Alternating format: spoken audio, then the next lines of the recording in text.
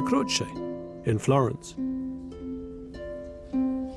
I think one of the things that makes Giotto's art so affecting is the fact that his style is actually based on sculpture. If you look at the figure of St. Francis, he could almost be a medieval effigy sculpture. That's exactly what makes his painting so emotional, because it's as if hard, unyielding stone sculptures have been animated by human emotion.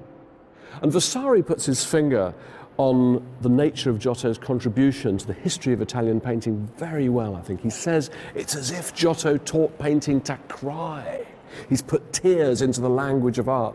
And the funny thing is that this chapel contains, if you like, a little art history lesson, because on the altar itself, there's a much earlier Byzantine style life of St. Francis. And if you compare the stiff and rather emotionless figures in that painting with those in Giotto's, I think you can really see, just illustrated a few meters apart from each other, that great wrenching revolution in art that Giotto enacted.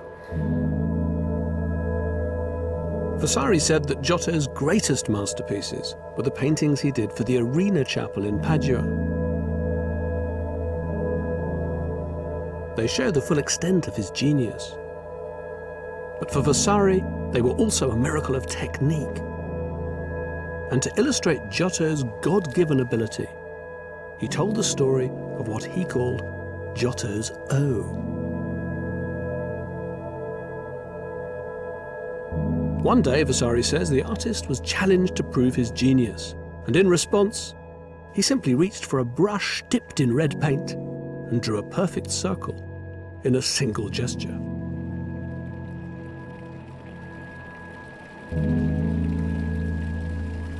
Vasari's fable, the original instance of less is more, is one of the most famous stories in all of the lives.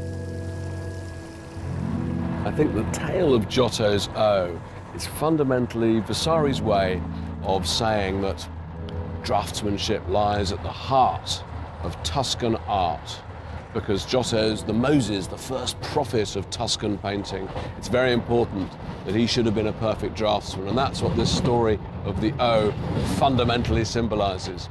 But I think it's also a story about innate talent. Giotto can just do it, and the fact that he's just a shepherd boy.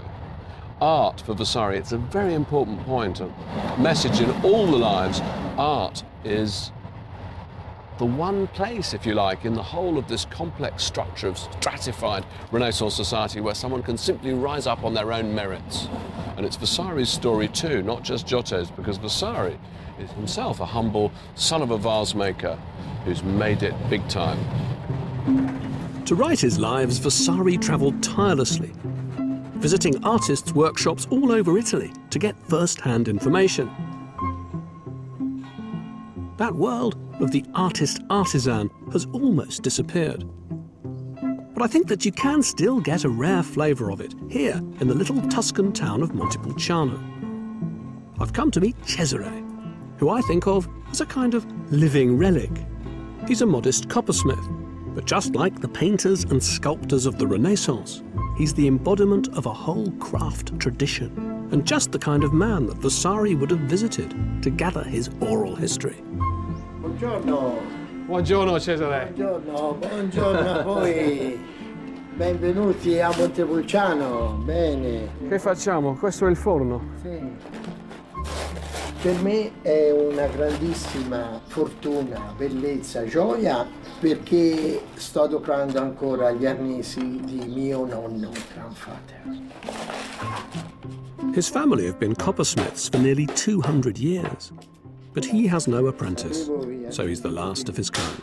Questa vi devo dire che ho iniziato a 6 anni e a 6 anni la mattina andavo a scuola e il giorno dovevo dopo pranzo fino alla sera, ora ne ho 72, e questo mi ricorda quando ero ragazzo. Posso? Sì? No? Ecco, sta girando al contrario. Sta girando al contrario. Bene. Oh, È troppo. finalmente ho trovato l'apprendista.